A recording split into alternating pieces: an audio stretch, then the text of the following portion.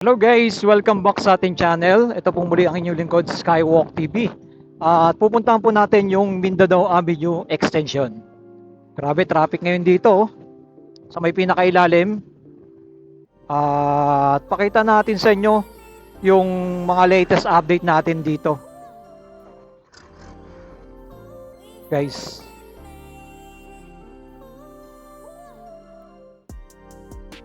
Balita po kasi natin ang Mindanao Avenue Extension ay gagawin na po mga kababayan yung natitirang segment no, na nasa kulang-kulang 500 meters no. Nakakaraan na po doon yung mga light vehicle.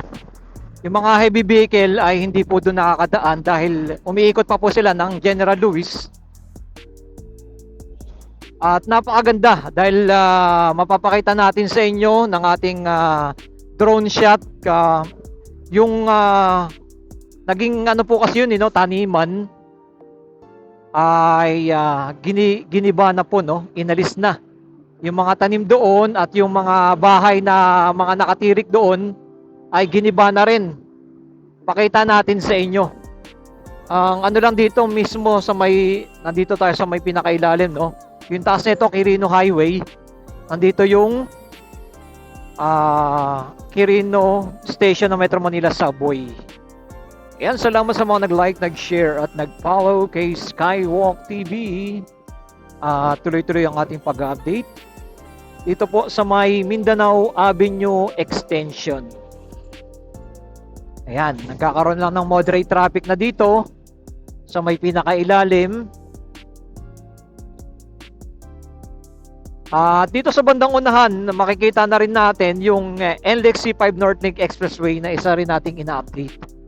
Pakita natin sa inyo. Ayan, nakita po kasi natin ay sa may Mindanao Avenue, giniba na po yung mga nakatira doon. At yung mga tanim nila ay inalis na rin po doon. Yun yung pinaka pinaka maganda. Papakita natin sa inyo para hindi na mahirapan yung dumadaan sa General Luis. Umiikot pa sila ng malayo papuntang Novaliches shortcut at Valenzuela. Ayan. May daanan din po doon na papuntang North Caloocan. Ayan, nakita nyo mga heavy equipment, heavy sakyan dito rin dumadaan, Dito po kasi yung kaliwaan na papuntang Valenzuela.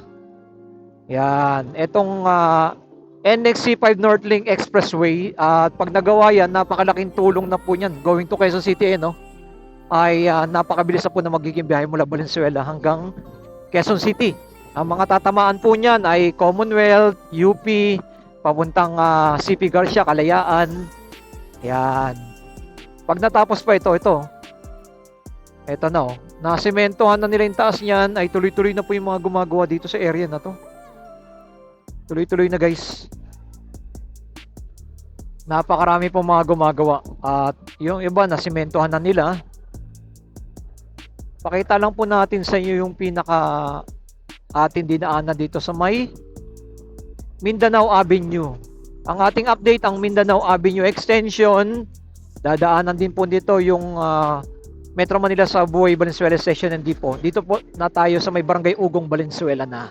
Ito yung tinutukoy ko. Ayan, Kita nyo yan. Dire-diretso na po yun doon. Papunta na po silang sa Uyo Road. Ang pinakatumbok na nila. Maraming bahay pa po mga ginigiba dyan sa area na yan. Ito naman po yung Metro Manila Subway, Valenzuela Station and Depot. Ito, napakalawak rin po ito.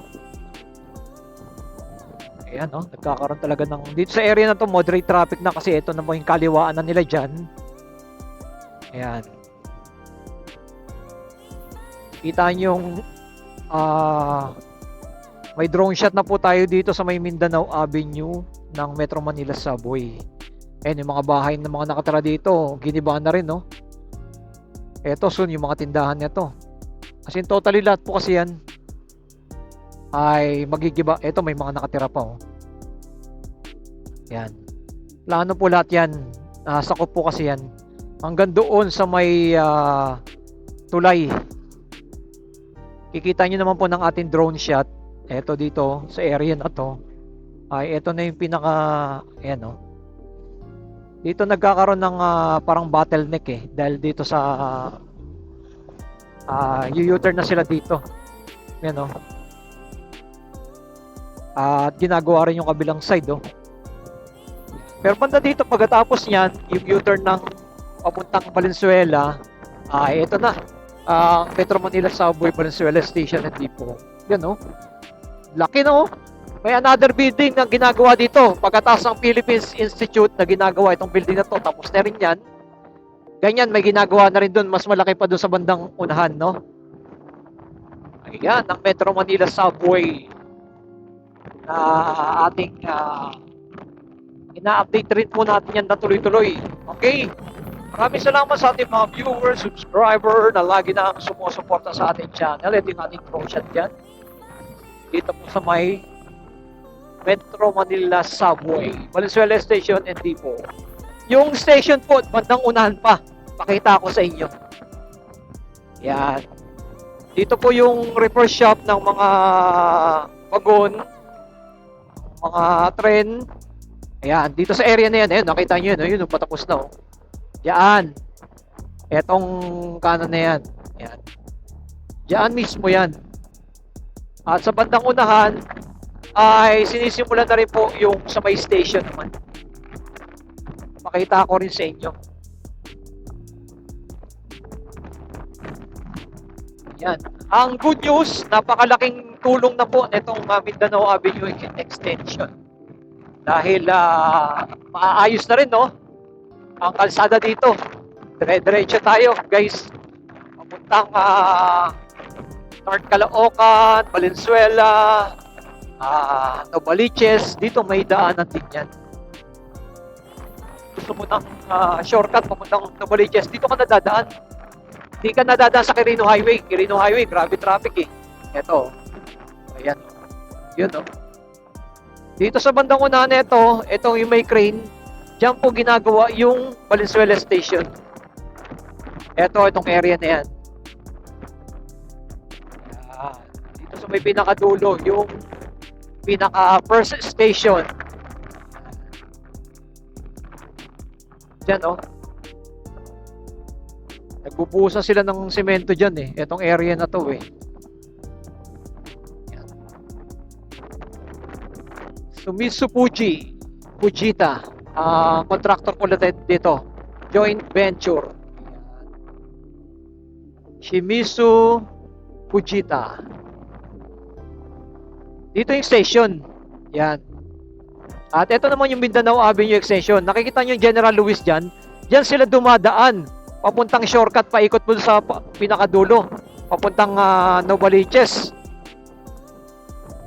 Dahil ito na nga po, itong Mindanao Avenue ay sinisimulan na nilang gawin. Pakita na natin sa iyo. Yan dyan, no, sa kanan. Pero ito, ang dami pang ano yan, no, mga gigibain dito sa area na to. Yung ginawa ng junk shop. Kita nyo yan. Dapat wala yan eh. Dama yan dito eh. Itong area na to. Dahil kasi tag-2 lane to eh. Yan. Yung kabilang side, ginawa ng parking area na yan. Pero makikita mo, itong tutumbukan natin diretso na to, wala na yung mga bahay-bahay dyan. Ito na oh, mga kababayan. Ito yung aking tinutukoy. Mga light vehicle lang po dumadaan dito. Oh, wala na yung mga tanim-tanim nila dito. At yung mga bahay-bahay dyan, tinalis na rin, no? Yan yung ating aabangan na idudugtong na nila na tag-2 lane. Medyo na binbin lang ito. Ay ginawa lang yung kabila ang side lang. Ayan, paputol na po dito. Ito naman, gawa na po ito. Matagal-tagal na po itong gawa. Nakaraan na administration pa po ito eh. Nagawa eh. Panahon pa ni Senator Mark Villar. Yan. Napakabilis na po na magiging biyahe sana oh. O 3 lane no. Sa 2, 3, 4 lane pa nga eh. Ang pagtatapos no. Ito yung ating pinaka ground shot at ito na rin yung pinaka drone shot natin dito guys. Nakita nyo naman po ang Mindanao Avenue Extension. Like and comment and share ko nung masasabi po niyan. Ito na po yung labasan. Yan. Right side, going po yan. Papuntang Valenzuela, Baliches. Yan. Dito, Valenzuela naman. Ayan, nakita po natin yung ating ground shot at ito yung drone shot na yun mga kababayan. At kitang-kita po naman po ay konting-konti na lang po ang kanilang good news na gagawin dito. Ay wala na po yung mga kanilang kubo-kubo dito at yung mga taniman na po nila, ginawang taniman na po ito ay tuluyan na pong inalis. Sana lang natin sa mga ilang araw or buwan ito na matambakan na po nila ng simento at para lumawak na po yung kalsada dito at yung mga bahay na bandang unahan, yung ginawang parking area niyan ay maayos na rin po nila. Yan, kasi sa may pinakababayan sinakop yung ng area at ginawang junk shop na sa bandang unahan, nakita natin no na ito ay napakalaking tulong at napakalaking ginawa sa ating mga kababayan na may mga sasakyan. Iwas talaga traffic papunta dyan sa Quirino Highway. Yan. At papuntang shortcut ng Baliches and North Caloocan. Dito po talaga ako dumadaan pag papuntang North Caloocan. Yan, itong area na to. Yan, maraming salamat sa ating mga viewers, subscriber na lagi na sumusuporta sa ating channel. At sa bandang unahan, natatanaw na rin po natin yung Metro Manila Subway Valenzuela Station. Yan, dito sa may pinakadulo na yon.